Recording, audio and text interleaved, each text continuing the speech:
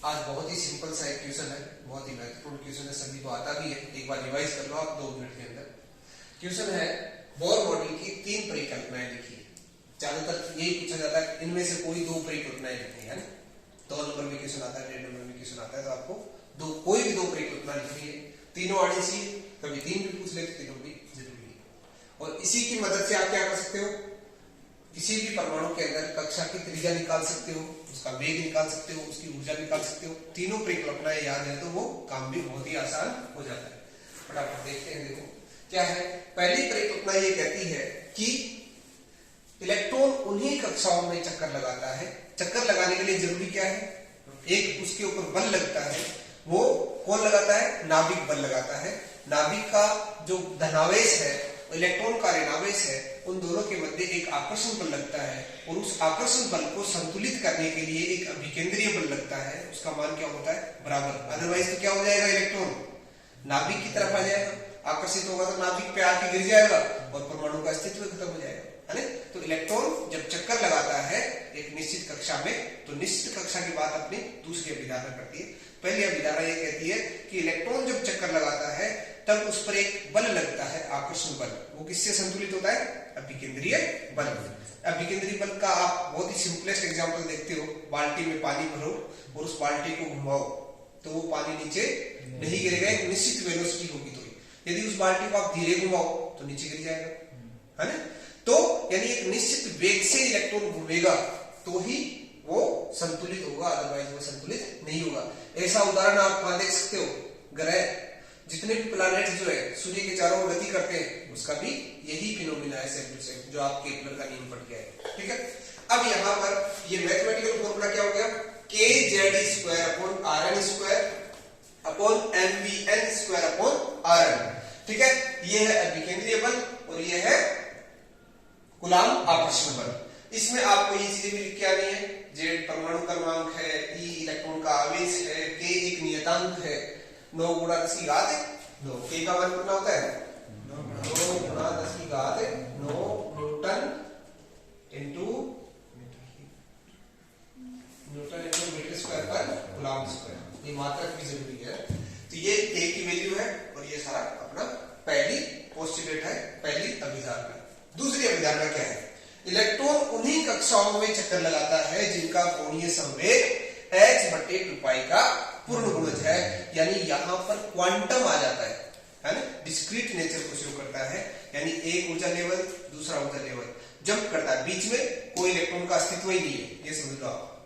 Electron के लिए आपने जैसे कल बात की थी कि एक ऊर्जा स्तर दूसरा ऊर्जा स्तर तीसरा ऊर्जा स्तर, यानी बहुरी बात करता है ये कि एक ऊर्जा स्तर है, इलेक्ट्रॉन इस ऊर्जा स्तर से सीधा इसमें जाएगा ऊर्जा मिलती है। ऐसा नहीं कि बाहर यहाँ स्पेस में विचरण करेगा, बिल्कुल भी संभावना नहीं होती है। केवल उसकी एक निश्चित कक्षा उसी में रह सकता है। निश्चित कक्षा कौन सी होती है, उस कक्षा का कोणीय संवेग क्या होता है, h/2π का पूर्ण गुणज होता है। यानी इलेक्ट्रॉन का कोणीय संवेग उस कक्षा में कितना होता है, h/2π का पूर्ण गुणज होता है।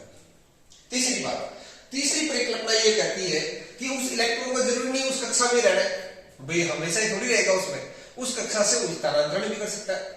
निम्न ऊर्जा स्तर से उच्च ऊर्जा स्तर में जा सकता है, उच्च ऊर्जा स्तर से निम्न ऊर्जा स्तर में आ सकता है। यदि वो उच्च से निम्न में आए, उसके पास एनर्जी ज्यादा थी, ऊर्जा ज्यादा थी, अब वो नीचे वाले ऊर्जा स्तर में आया, उस नीचे वाले ऊर्जा स्तर में रहने के लिए उसके पास एनर्जी क्या रहनी चाहिए, कम रहनी चाहिए।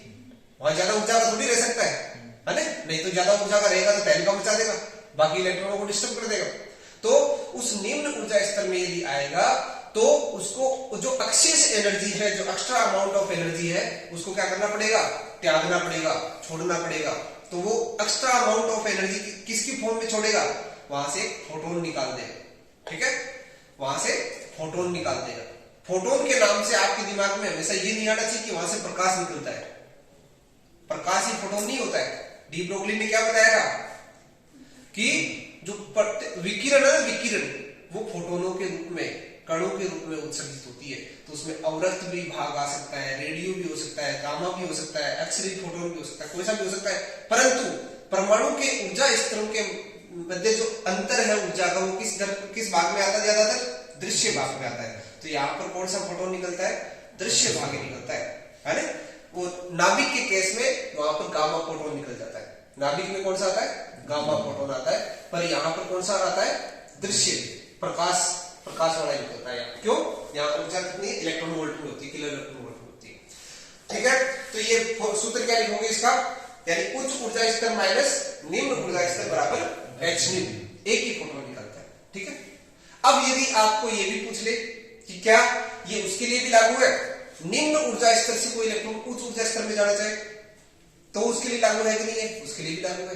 कहता है कि यदि निम्न ऊर्जा स्तर से कोई ऊपर जाना चाहता है तो उसको ऊर्जा लेनी पड़ेगी, तभी वो उच्च ऊर्जा स्तर में जा सकता है। तो यानी जितना अमाउंट ऑफ एनर्जी उसने एक्सेस अमाउंट ऑफ एनर्जी त्याग की थी किसके रूप में? फोटोन के रूप में। अब उसे निम्न ऊर्जा स्तर से उच्च ऊर्जा स्तर में जाने के लिए इतने अमाउंट ऑफ एनर्जी क्या करनी पड़ेगी?